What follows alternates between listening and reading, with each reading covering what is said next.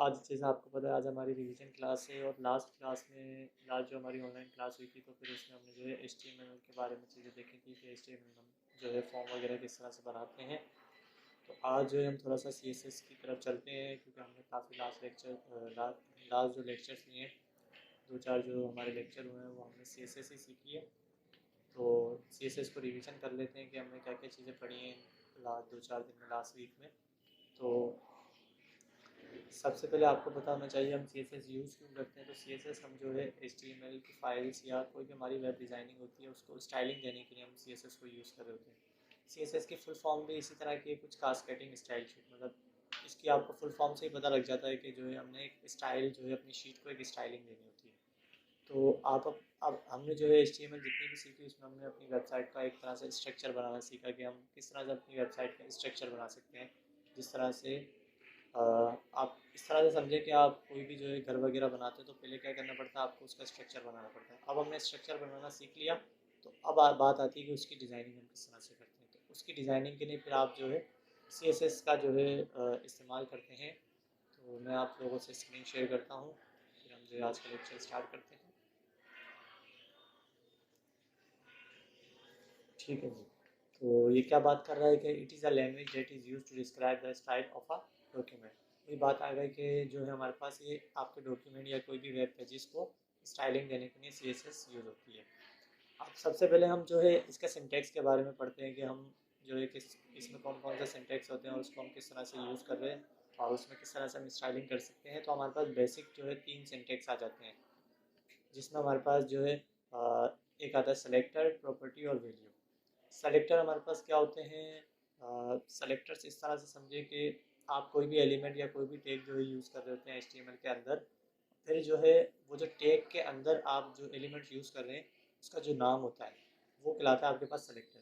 और अगर आपने कोई भी एडिटिंग करनी है, कोई भी चेंजिंग करनी है उसके अंदर किसी भी किस्म की जो है स्टाइलिंग करनी है तो फिर आप उस सेलेक्टर को कॉल करवाते हैं अपनी CSS के अंदर और फिर उसके अंदर जो है स्टाइलिंग दे देते हैं। अब आपने उस सेलेक्टर को कॉल करवा ली। अब उसके अंदर जो आपने स्टाइलिंग देनी है, उसका कलर चेंज करवाना है, फोरग्राउंड उसका बैकग्राउंड कलर चेंज करवाना है, उसकी अलाइनमेंट सेट करवानी है, उसको डिव बना के किस तरह से आपने बॉक्स क्रिएट करना है, उसके अंदर कोई इमेज लगानी है। तो ये सारी चीज़ें जो आप उसका जो बेसिक कोड होता है वो आपके पास खिलाती है उसकी प्रॉपर्टी, मतलब उसकी आपने ये प्रॉपर्टी को चेंज करना है। फिर उस प्रॉपर्टी के अंदर आप उसकी एक वैल्यू रखते हैं कि आप इसकी डिज़ाइनिंग इस तरह से रखो, इसका कलर इस तरह से चेंज कर दो। तो ये सारी उसकी वैल्यू होती है। जिस तरह से आप एक एग्जाम्पल भी दी हुई है, जो हमने H1 को कॉल करवाया, ये H1 क्या है, हमारे पास सेलेक्टर है और जो उसके अंदर हमें चेंज करना है फॉर एग्जांपल उसका कलर चेंज करना है। तो कलर क्या हुआ, उसकी मेन प्रॉपर्टी हुई। और कलर किस तरह का देना है वो उसकी आपके पास क्या कहलाती है, वो उसकी आपके पास वैल्यू कहला रही होती है। तो ये तो थे हमारे पास बेसिक सिंटेक्स। अब इसको हम इम्प्लीमेंट किस तरह से करते हैं इस पर थोड़ी सी बात कर लेते हैं। उससे पहले मैं आपको जो है स्टाइलिंग की टाइप्स बताता हूँ, हम किस तरह से CSS को यूज़ कर सकते हैं। हमारे पास कितनी टाइप्स होती हैं स्टाइलिंग की, तो हमारे पास 3 टाइप्स होती हैं स्टाइलिंग की। 3 तरीके से जो है हम अपनी वेबसाइट के अंदर स्टाइलिंग दे सकते हैं CSS को यूज़ करते हुए। तो फर्स्ट जो हमारे पास आता है वो आता है इनलाइन स्टाइल। अब इनलाइन स्टाइल क्या काम करता है, इनलाइन स्टाइल आप जो है अपने टैग के अंदर ही, मतलब आप अपनी HTML की फाइल के अंदर ही जो है CSS को इम्प्लीमेंट कर रहे होते हैं स्टाइल स्टाइल टैग का यूज़ करते हुए। और उसके अंदर फिर आप जो है इस तरह से देखें एग्जांपल दी हुई है, इस तरह से आप उसके अंदर जो है प्रॉपर्टीज़ को पास करवाते हैं, हमने जो उसकी वैल्यू वगैरह देनी है फिर सेट करते हैं। तो ये तो कहलाता है आपके पास इनलाइन टैग। और हमेशा याद रखें हम जो 3 टैग्स के बारे में पढ़ रहे हैं तो इनलाइन जो टैग है उसकी प्रायोरिटी सबसे हाई होती है। मीन्स अगर आपने किसी जैसे ये H1 एक हेडिंग डली है, आपने इसके अंदर इनलाइन के अंदर इसका जो है फोरग्राउंड कलर चेंज किया, उसके बाद आपने सेकंड टैग हमारे पास क्या है, स्टाइल टैग, जो हमारे पास हेड के अंदर बनता है। तो हेड के अंदर एक स्टाइल टैग बनाया और वहाँ पे भी जो इसका कलर चेंज किया। फिर आपने एक CSS की अलग से फाइल बनाई, वहाँ पे भी उसी का कलर चेंज किया। तो उसमें क्या होगा कि उसके अंदर जो आपने इनलाइन स्टाइलिंग दी हुई होगी वो इम्प्लीमेंट होगी, बाकी दो वो इम्प्लीमेंट नहीं होगी। क्यों? क्योंकि हमारे पास जो इनलाइन स्टाइलिंग होती है उसकी प्रायोरिटी सबसे हाई होती है। मैं आपको ये बात भी पहले भी बता चुका हूँ कि जो हमारा HTML की कोडिंग होती है, जो हमारा कंपाइलर उसे रन कर रहा होता है, तो वो एक तरह से लाइन बाय लाइन रन कर रहा होता है। पहले फर्स्ट सेकंड थर्ड इस तरह से लाइन बाय लाइन कोड चल रहा होता है। तो इनलाइन कोड क्या होता है, वो जो है हमारे उस कोड के अंदर, मतलब उस टैग के अंदर ही होता है। तो इस वजह से वो सबसे लास्ट में रन होता है और वो उसे इम्प्लीमेंट कर रहा होता है।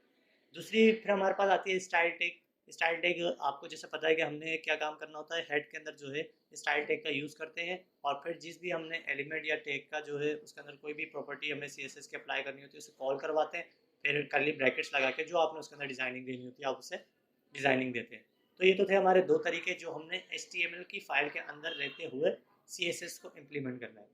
तीसरा तरीका जो है मोस्ट कॉमन आता है और वो सबसे ज़्यादा जो है, अगर आप किसी भी प्रोफेशनल किसी भी मतलब सॉफ्टवेयर हाउस अगर आगे आप इसी फील्ड में वेब डेवलपमेंट की फील्ड में जाएंगे तो वहाँ पे क्या होगा, वहाँ पे आप जो है तीसरा वे जो है वो सबसे ज़्यादा यूज़ हो रहा होता है। तीसरा वे क्या होता है कि आप जो है CSS की फाइल ही एक अलग बनाएं, CSS की फाइल एक अलग बनाएं, HTML की फाइल एक अलग बनाएं, और फिर क्या करें कि HTML की फाइल जो है उसके अंदर आपने क्या करना होता है, एक स्ट्रक्चर बनाना होता है, और CSS की फाइल के अंदर उसकी आप स्टाइलिंग उसकी डिजाइनिंग दे रहे होते हैं, और फिर दोनों को आपस में कनेक्ट करना होता है। तो आप किसी भी मतलब प्रोफेशनल पे आगे जाएंगे तो उसमें काम इसी तरह से हो रहा होता है।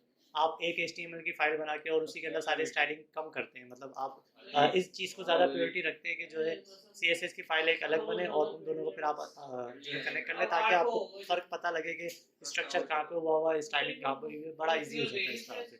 अब हम तीनों चीज़ों को इम्प्लीमेंट करके देखते हैं कि तीनों चीज़ें किस तरह से इम्प्लीमेंट कर सकते हैं। तो आपने सिंपल का आना है, विजुअल स्टूडियो कोड में आना है।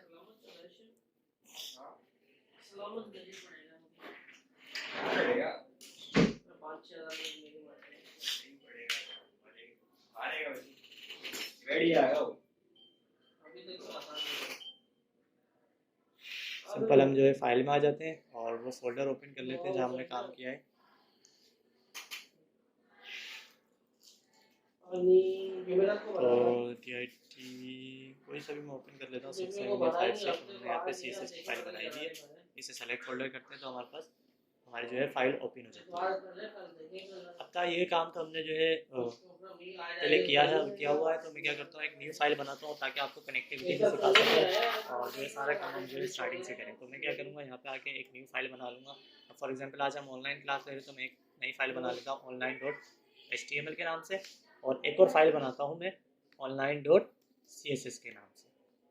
ये दोनों फाइल को फिर हम आपस में कनेक्टिविटी देंगे और किस तरह से काम होता है ये हम आगे इस पर बात करते हैं। सबसे पहले HTML वाली फाइल के अंदर हम हमारा जो है बेसिक सिंटैक्स लिख लेते हैं, बेसिक कोड लिख लेते हैं। फिर मैं इसका टाइटल थोड़ा सा चेंज कर देता हूँ, फिलहाल के लिए इसका टाइटल हम कह देते हैं कि स्टाइल शीट इसका टाइटल रख देते हैं। और मैं क्या जो है इस बॉडी के अंदर जो है हेडिंग्स बना देता हूँ H1 के नाम से, कोई भी 3-4 हेडिंग बना देता हूँ। फॉर एग्जांपल मैं कह देता हूँ सरदार यासीन मलिक इंस्टीट्यूट, और मैं एक और जो है H1 की हेडिंग बना देता हूँ।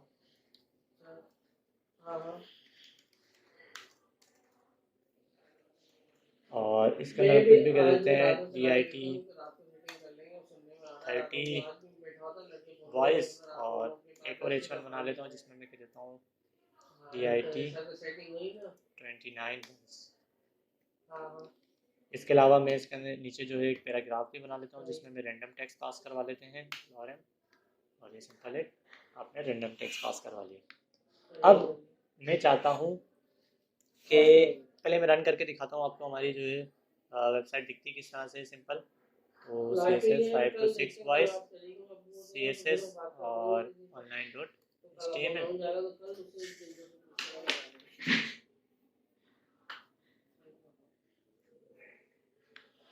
तो अभी सिंपल हमारी जो वेबसाइट है उसके अंदर कुछ भी नहीं है, सिर्फ हमने जो है 3 हेडिंग्स बनाई हैं, एक पैराग्राफ बनाया हुआ है, इतना कोई हमने टिपिकल काम किया नहीं है। तो अब मैं चाहता हूँ कि क्या हो कि जो सरदार यासीन मलिक इंस्टीट्यूट लिखा हुआ है, मतलब जो फर्स्ट हेडिंग है उसका कलर जो है ब्लैक से हट के रेड हो जाए। अब भाई सिर्फ एक H1 का जो कलर मैंने चेंज करना है, तो इसके लिए मैं कौन सी प्रॉपर्टी यूज़ करूँगा, इसके लिए मैं इनलाइन टैग का यूज़ करूँगा। किस तरह से, आपने इस वाले जिस भी एलिमेंट के अंदर आपने CSS को अप्लाई करना है उसके अंदर आना है और स्टाइल का टैग आपने ओपन करना है, और उसके बाद यहाँ पे आपने जो भी उसके अंदर चेंजिंग करनी है वो वैल्यू पास करवा देनी है। मैंने इसके अंदर कलर चेंज करना है, मैंने लिखा कलर, और कलर कुछ भी हो जाए रेड हो जाए। तो अब क्या होगा, इस वाली हेडिंग का कलर रेड हो जाएगा। अच्छा, अब ये जो है इनलाइन टैग है दूसरों के ऊपर क्यों इम्प्लीमेंट नहीं हुआ, दूसरी हेडिंग्स के ऊपर क्यों नहीं हुआ, क्योंकि हमने बनाया है उसे सिर्फ H1 के अंदर था। तो जिस हेडिंग के अंदर आप बनाएंगे सिर्फ वो उसके अंदर ही इम्प्लीमेंट होगा, मतलब जिस भी एलिमेंट के अंदर बनाएंगे जो है हमारे पास इनलाइन टैग उसी के अंदर इम्प्लीमेंट होगा। अगली चीज़ मैं ये चाहता हूँ कि अगली बात करता हूँ स्टाइल टैग की। स्टाइल टैग किस तरह से काम कर रहा होता है कि आपने हेड के अंदर एक स्टाइल टैग बनाना होता है। इस तरह से आप हेड के अंदर आ जाएं और यहाँ पे एक स्टाइल टैग बना लें, और अब मैं चाहता हूँ कि जितनी भी मैंने यहाँ पे काम किया हुआ है, मतलब जितनी भी मेरी वेबसाइट के अंदर ये तीनों आपको हेडिंग्स दिख रही है, इन तीनों हेडिंग का कलर ग्रीन हो जाए। तो तीनों हेडिंग का कलर ग्रीन करना, तो सबसे पहले आपने इनलाइन टैग को हटाना पड़ेगा जो इसके अंदर आपने यूज़ किया, क्योंकि इसकी प्रायोरिटी सबसे हाई होती है, वो उसे इस वाले हेडिंग को ग्रीन करने ही नहीं देगा। तो मैंने क्या किया, फिर इस वाले को यहाँ से अभी फिलहाल के लिए रेड इसकी चेंजिंग कर दी, इसको मतलब इसके डिफ़ॉल्ट सेटिंग पे लेकर आ गया। अब मैं चाहता हूँ कि ये तीनों जो आपको हेडिंग्स दिख रही हैं, इन तीनों का कलर ग्रीन हो जाए। तो ग्रीन किस तरह से होगा, आप मैंने यहाँ पे हेड के अंदर एक स्टाइल टैग बनाया हुआ है, और सिंपल यहाँ पे क्या करवाना है, मैंने यहाँ पे मैंने कॉल करवाना है, किसका कलर चेंज करना है, हेडिंग्स का। तो हेडिंग्स का नाम क्या है, H1 के नाम से। तो H1 आपने कॉल करवाया, फिर आपने करली ब्रैकेट्स लगाने होते हैं, और सिंपल आपने कलर लिख के, और जो उसका कलर आपने इम्प्लीमेंट करना है, फॉर एग्जाम्पल मैं कह देता हूँ ग्रीन करना है, तो मैं ग्रीन ही लिख देता हूँ। यहाँ पे मैंने कह दिया कि ग्रीन हो जाए, और यहाँ पे आके रिफ्रेश करता हूँ, तो आपको दिख रहा होगा कि तीनों का कलर यहाँ पे क्या हो गया, ग्रीन हो गया। इसी तरह से ये तो आपने दोनों प्रॉपर्टीज़ पढ़ ली। अगर फॉर एग्जांपल आपने किसी एक सिंगल एलिमेंट की के अंदर चेंजिंग करनी है, तो आप इनलाइन का यूज़ कर लेते हैं। और अगर आपने सबके अंदर जितने भी मतलब वो सेम एलिमेंट्स बने हुए उनके अंदर चेंज करनी है, तो फिर आप एक स्टाइल टैग का हेड के अंदर बना के उसके अंदर यूज़ कर लेते हैं। एक तीसरी चीज़ होती है आपके पास, जो सबसे ज़्यादा यूज़ हो रही होती है, एक अलग से CSS की आपने फाइल बनानी होती है, और उसके अंदर स्टाइलिंग आपने करनी होती है। हाँ,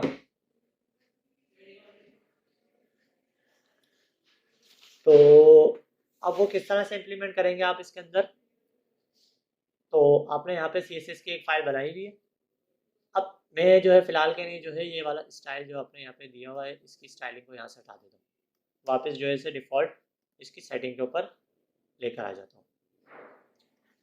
अब मैंने यहाँ पे CSS की फाइल बनाई हुई है, और मैं चाहता हूँ कि जो मैंने पैराग्राफ लिखा हुआ है, इसका कलर जो है ब्लू हो जाए फॉर एग्जाम्पल। तो अब मैं जो है CSS की फाइल में इसकी चेंजिंग करना चाहता हूँ, तो मैंने क्या करना पड़ेगा, CSS वाली फाइल में आना पड़ेगा, और यहाँ पे सिंपल आपने पी को कॉल करवाना है। पी को क्यों कॉल करवा रहे हैं, क्योंकि आपने पैराग्राफ का यहाँ पे पी लिखा था, पी उसका टैग कौन सा है, हमारे पास पी टैग है। तो आपने सिंपल वो पी टैग को यहाँ पे कॉल करवाना है CSS वाली फाइल में, फिर आपने कर्ली ब्रैकेट्स लगाने हैं, और क्या चेंज करना है, कलर। तो मैंने यहाँ लिख दिया कलर, और कलर क्या हो जाए, ब्लू हो जाए फॉर एग्जाम्पल। और अगर मैं यहाँ पे आके रिफ्रेश करता हूँ, तो अभी कोई चेंजिंग होगी नहीं। अभी कोई चेंजिंग क्यों नहीं हुई, क्योंकि हमने वो मैंने स्टार्टिंग में आपको बात की थी कि दोनों फाइल को आपने आपस में कनेक्ट भी करना था। तो अभी मैंने CSS और HTML की फाइल को आपस में कनेक्ट तो किया ही नहीं। तो कनेक्ट किस तरह से होगा, आपने क्या करना है, आपने ऑनलाइन HTML वाली फाइल में आया, और हेड के टैग के अंदर आपने इससे लिंक करवाना होता है अपनी CSS की फाइल के साथ। लिंक किस तरह से करवाना है, आपने यहाँ पे ब्रैकेट्स को ओपन क्लोज करना है, और यहाँ पे लिखना है लिंक, लिंक करवा दो REL इज इक्वल टू एक स्टाइल शीट को। और अब उस जो स्टाइल शीट को लिंक करवाना, उसकी आपने यहाँ पे डायरेक्शन देनी। तो उसके लिए हम कौन सा एट्रीब्यूट यूज़ करते हैं, HREF का। तो HREF और इक्वल टू, और अब उस फाइल का नाम, जो आपने CSS की फाइल का नाम रखा है, तो नाम क्या था उस फाइल का, online.css। तो अब वो चेंजिंग यहाँ पे आपको दिखेगा कि हो चुकी है, और हमारा कलर जो है वो ब्लू हो गया है।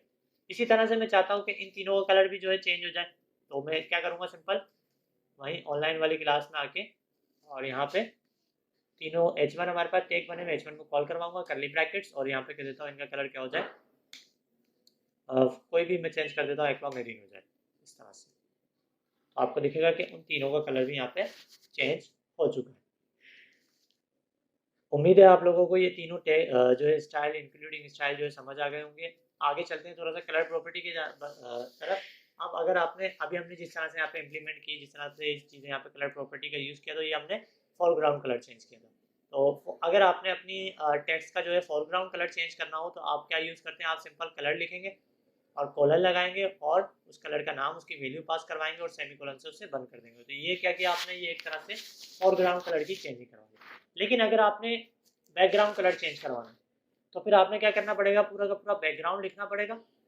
सारे काम वही सेम है, सिंपल आपने एक बैकग्राउंड का यूज़ करना है, बैकग्राउंड कलर और कॉलर और उस कलर की वैल्यू, और सिंपल जो है आपने कोटेशन लगानी है।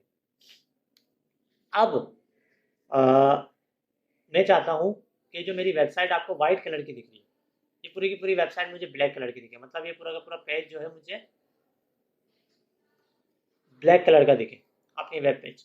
तो मैंने क्या करवाना पड़ेगा, आपको पता है पूरी व्हाइट स्क्रीन हमारे पास क्या कहलाती है, हमारे पास हमारी बॉडी कहलाती है। तो मैं चाहता हूँ कि ये जो बॉडी है इसका कलर ब्लैक हो जाए। तो मैंने क्या करना पड़ेगा, सिंपल जो है अपनी CSS वाली फाइल के अंदर आके यहाँ पे बॉडी को कॉल करवाना है, और बॉडी को कॉल करवाने के बाद मैंने सिंपल यहाँ पे कर्ली ब्रैकेट्स लगाने और मैंने यहाँ पे कह देना है कि इसका बैकग्राउंड कलर क्या हो जाए, ब्लैक हो जाए। तो सिंपल आपको यहाँ पे दिखेगा कि पूरी स्क्रीन का कलर हमारे पास ब्लैक हो चुका है। तो इस तरह से आप बैकग्राउंड कलर का यूज़ करते हैं, यूज़ जो है कर सकते हैं। मैं चाहता हूँ कि ये जो पैराग्राफ लिखा हुआ ना, इसका बैकग्राउंड कलर अभी फ़िलहाल के लिए कोई भी नहीं है, तो मैं चाहता हूँ कि इसका बैकग्राउंड कलर येलो हो जाए। तो फिर मैं क्या करूँगा, स्पीड टैग मैंने कहाँ पे यूज़ किया, ये रहा जहाँ पे इसका फोरग्राउंड कलर मैंने ब्लू रखा था, यहीं पे एक और प्रॉपर्टी यूज़ करूँगा बैकग्राउंड कलर की और यहाँ पे कह दूँगा कि इसका कलर येलो हो जाए। तो आपको दिखेगा कि जो आपने पैराग्राफ लिखा हुआ उसका कलर येलो हो गया, फोरग्राउंड उसका ब्लू ही है और बैकग्राउंड कलर उसका येलो हो चुका है। तो इस तरह से आप फोरग्राउंड और बैकग्राउंड कलर की प्रॉपर्टीज़ को यूज़ कर सकते हैं। फिर हमारे पास क्या चीज़ आती है, फिर हमारे पास आते हैं आरबीजी कलर सिस्टम।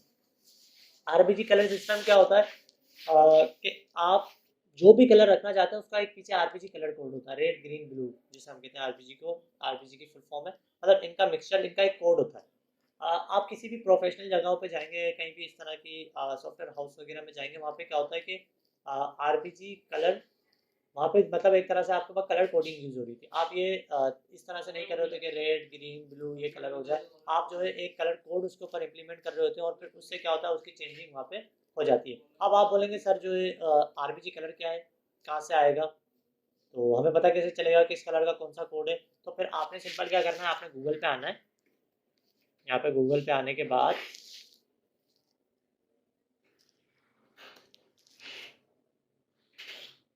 सिंपल आपने गूगल पे आना और यहाँ पे सर्च करना है आरबीजी, एक मिनट ये लोड हो जाए, आरबीजी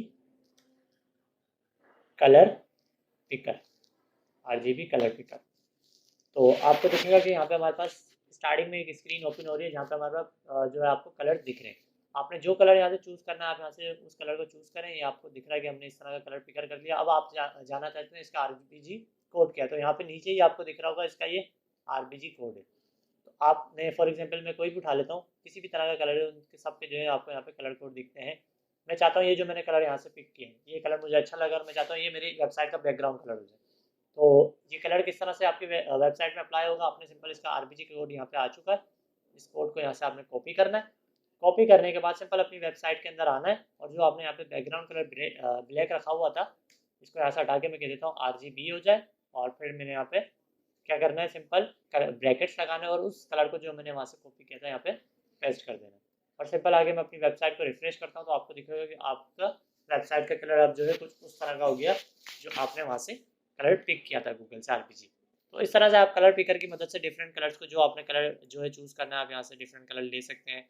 और सिंपल जो है ये कलर मुझे पसंद आया इसे मैंने यहाँ से कॉपी करना है, सिंपल आपने आके कंट्रोल सी और वहाँ पे अपने कोड के अंदर जाके यहाँ पे इस वाले कोड को हटा के मैं ये वाला कोड पेस्ट कर देता हूँ। तो क्या होगा कि ये वाला कलर अब जो है मेरी वेबसाइट का हो जाएगा। तो इस तरह से आप डिफरेंट चीज़ें कर सकते हैं और अपनी वेबसाइट के अंदर कलर की मैचिंग कर सकते हैं। फोरग्राउंड कलर भी इसी तरह से आप पिक कर सकते हैं और बैकग्राउंड कलर भी इसी तरह से आप पिक कर सकते हैं। फिर आगे बात करते हैं, आरजीबी हो गया, फिर हमारे पास आते हैं बड़ी मेन चीज़ आती है सेलेक्टर्स। अब सेलेक्टर्स हमारे पास चार तरह के होते हैं, universal selector, element selector, ID selector और क्लास सेलेक्टर।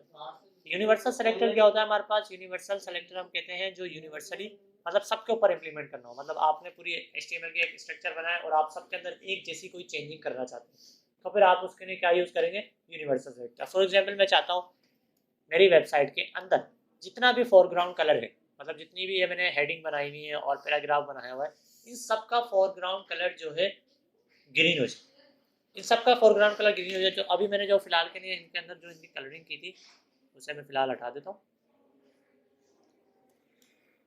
और यहाँ से इसका भी जो है फोरग्राउंड कलर में हटा देता हूँ। और अब मैंने क्या काम करना है, मैं यहाँ पे आके सिंपल रिफ्रेश करके दिखा देता हूँ कि सब का कलर अभी फिलहाल इसमें ब्लैक है। तो अब मैंने इन सबका कलर क्या करना है, कोई भी चेंज करना है, इससे चेंजिंग कर देनी है। फॉर एग्जाम्पल मुझे ग्रीन करना है तो अब मैंने क्या करना है, मैंने यहाँ पे आके CSS वाली फाइल के अंदर आके यहाँ पे यूनिवर्सल सेलेक्टर को कॉल करवानी है। यूनिवर्सल सेलेक्टर को कॉल किस तरह से करवाते हैं, आपने स्टार लगाना है और करली ब्रैकेट्स लगाना है, इसका मतलब होता है यूनिवर्सली। और मैं कह देता हूँ यहाँ पे सबका कलर क्या हो जाए, सबका कलर हो जाए मेरे पास ग्रीन। और मैं यहाँ पे आके सिंपल रिफ्रेश करता हूँ तो आपको दिखेगा कि सबका colour with paragraph with heading सबका कलर फोरग्राउंड कलर जो है क्या हो गया, ग्रीन हो गया। इसी तरह से आप जो है यूनिवर्सली मतलब आपने कोई भी चेंजिंग करनी हो तो आप यूनिवर्सल सेलेक्टर का जो है यूज़ कर रहे होते हैं।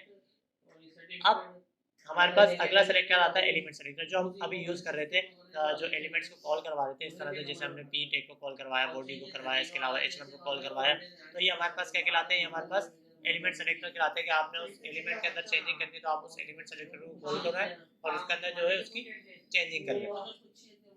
फिर हमारे पास आते हैं आईडी सेलेक्टर और क्लास सेलेक्टर। आईडी सेलेक्टर और क्लास सेलेक्टर हमारे पास सबसे ज़्यादा यूज हो रहे थे।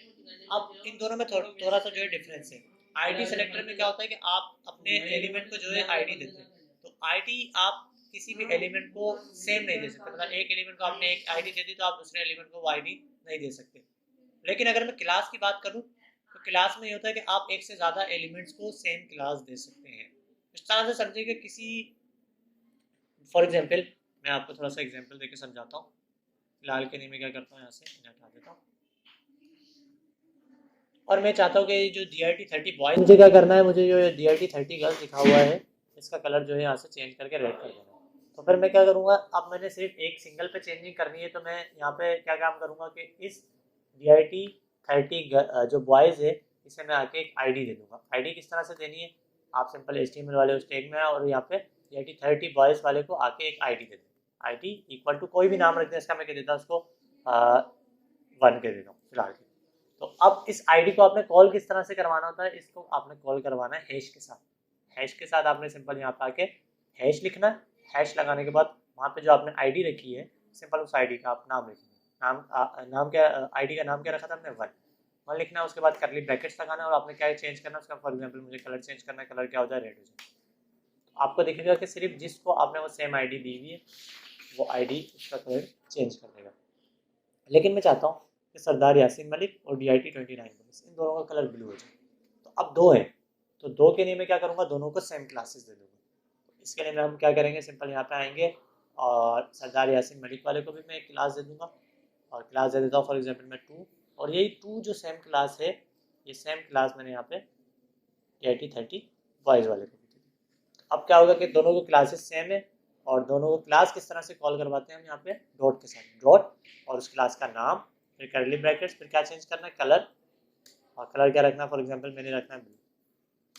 तो आपको दिखेगा कि उन दोनों का कलर ब्लू होगा। इसी तरह से अगर आप पैराग्राफ का कलर भी ब्लू ही करवाना चाहते हैं, अच्छा अगर आप पैराग्राफ का कलर रेड करवाना चाहते हैं तो आप उसे वो सेम आईडी नहीं दे सकते। फिर आपने क्या करना पड़ेगा, फिर उसको एक अलग आईडी देनी पड़ेगी, फिर कलर उसका सेम देना पड़ेगा। लेकिन अगर आप क्लास को ब्लू ही करवाना चाहते हैं, मतलब इस वाले पैराग्राफ को ब्लू करवाना चाहते हैं, तो इसको क्या करना है, ये सेम क्लास दे दें। तो ये क्लास कहते हैं 2 और ये 2 क्लास जो है मैं क्या करता हूँ, यहाँ पे आके इस पैराग्राफ को भी यही सेम क्लास दे देता हूँ और क्लास क्या थी मेरे पास 2। आपको दिखेगा कि यहाँ पे इसका कलर भी ब्लू हो चुका है। तो इस तरह से आप जो है अपनी सेलेक्टर्स को यूज़ कर सकते हैं और इम्प्लीमेंट अपनी वेबसाइट के अंदर कर सकते हैं। ये सारी चेंजिंग हमारे पास होती हैं, इस पर हम फर्दर काम करेंगे और भी। तो जब तक के लिए अल्लाह हाफिज़।